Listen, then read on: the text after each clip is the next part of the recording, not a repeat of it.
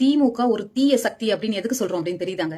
இன்னைக்கு சேப்பாக்கத்துல சிவானந்தா சாலையில பாத்தீங்கன்னா நர்சஸ் உண்ணாவிரத போராட்டம் இருக்கிறாங்க.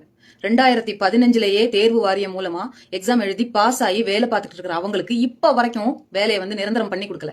எவ்வளவு கஷ்டங்க. நர்சிங் ஜாப்னா சும்மா நினைச்சிட்டு இருக்கீங்களா? ஒரு டாக்டருக்கு இருக்கிற சிலபஸ்ல 80% ஆஃப் த சிலபஸ் வந்து நர்சஸ்க்கு இருக்குது.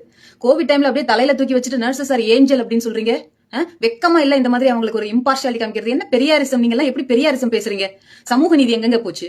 உங்களை அப்பான்னு வேற சொல்லணும்ன்றீங்க. உங்க பொண்ணு எவ்வளவு உயரத்துல இருக்காங்க. ஊராம் பொண்ணுன்னா சம்பளம் கூட கொடுக்க மாட்டீங்க, அப்படிதானே? கேள்வி கேட்டா அரெஸ்ட் பண்ணி உள்ள வைக்கிறீங்க. கேட்கறதுக்கு யாரும் இல்ல நினைச்சிட்டு இருக்கீங்களா? ஏங்க நர்சிங் ஜாப்லாம் எவ்வளவு கஷ்டங்க. வேலை பார்த்து பாருங்க. 12 மணி நேரம் கால் கடுக்க நின்று நமக்காக இல்லாம அடுத்தவங்களுக்காக ஓடி ஓடி சிம்பத்தி எம்பத்தி எல்லாம் வச்சு ஒரு பேஷண்ட்டுக்காகவும் வேலை பார்க்கற உன்னதமான வேலைங்க நர்சிங் அப்படிங்கிறது. அந்த சப்ஜெக்ட்லாம் உங்களால எழுதி பாஸ் ஆக முடியுமா? நீங்க வந்து ஒரு டிபார்ட்மெண்ட் ஸ்பெஷலைசேஷன்லாம் இருக்குது. ஆனா general ward, medical ward, surgical ward, heart attack வந்தா வைக்கக்கூடிய ஸ்டென்ட்ல இருந்து பர்ன்ஸ் வார்டு, அதாவது தீக்காயங்கள் ஏற்படக்கூடிய வார்டு, சர்ஜரி, பொது சர்ஜரி, ஓபன் ஹார்ட் சர்ஜரி, இப்படி எல்லா இடத்துலயும் நர்சிங் அப்படிங்கிறது ஒரே படிப்பு தான். அந்த ஒரே படிப்பு எத்தனை பேருக்கு பதில் சொல்லணும், எத்தனை பேருக்கு கேர் கொடுக்கணும்?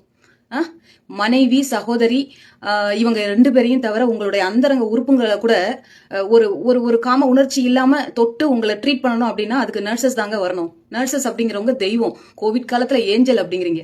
ஒரு நிலநடுக்கம் வந்தா கூட ஹாஸ்பிட்டல் இருக்கிற அத்தனை பேரும் ஓடிட்டாலும் அந்த சிஸ்டர் கூடயே இருந்து அத்தனை பேஷண்ட்டையும் இவாக்குவேட் பண்ணி வெளியே அனுப்பிச்சதுக்கு அப்புறம் தான் அந்த சிஸ்டர் வெளியில போவாங்க. முடியலன்னா அந்த ஹாஸ்பிட்டல்லயே செத்து போவாங்க. அதுதான் நர்ஸ் அப்படின்னு சொல்றது. டாக்டர்னா டாக்டரான்னு கேட்கறது, நர்சஸ்னா நர்ஸா அப்படிங்கிறது. நர்சிங் ஜாபுக்கு படிச்சு பாருங்க. யோ சிலபஸ் எவ்வளவு இருக்கு, எவ்வளவு கஷ்டப்படணும். ஒரு லேப் ரிசல்ட் வந்ததுன்னா நார்மலா அப்நார்மலான ஒரு நர்ஸுக்கு பார்க்க தெரியும். ஒரு பிராக்சர் இருக்குதா இல்லையான்னு எக்ஸ்ரேயை பார்த்து ஒரு சீனியர் நர்ஸ் கண்டுபிடிப்பாங்க.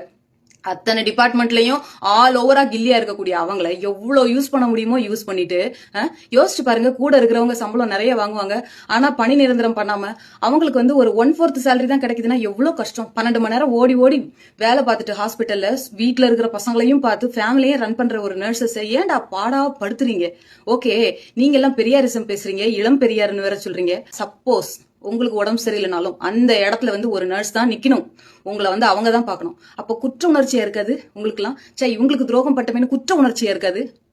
உங்களை நினைச்சா ரொம்ப ரொம்ப கேவலமா அருவருப்பா இருக்கு. இதுல வேற உங்களை அப்பான்னு சொல்லணும்னு சொல்றீங்க. உங்களை தீய சக்தி அப்படின்னு எங்க அண்ணன் சொன்னதுல தப்பே கிடையாது. இந்த வீடியோ பாத்துக்கிட்டு இருக்கிற நீங்க உங்க லைஃப்ல ஒரு தடவையாவது ஒரு நர்ஸாவது உங்க ஹார்ட்டை டச் பண்ணிருக்க மாட்டாங்களா? இவ்வளவு நாள் லைஃப்ல உங்க உடம்பு முடியாம போயிருக்கிறப்போ ஒரு நர்ஸாவது நீங்க பார்த்து நினைச்சிருக்க மாட்டீங்களா? இவங்க எவ்வளவு நல்லா ஒர்க் பண்றாங்க அப்படின்னு. அது நிஜமாவே உண்மைன்னா இந்த வீடியோவை ஷேர் பண்ணுங்க. இந்த மாதிரி கஷ்டப்பட்டு இருக்கிற நர்ஸை சப்போர்ட் பண்ணுங்க சார். கடவுளே உங்களுக்கு நல்லது பண்ணுவாரு. தேங்க்யூ.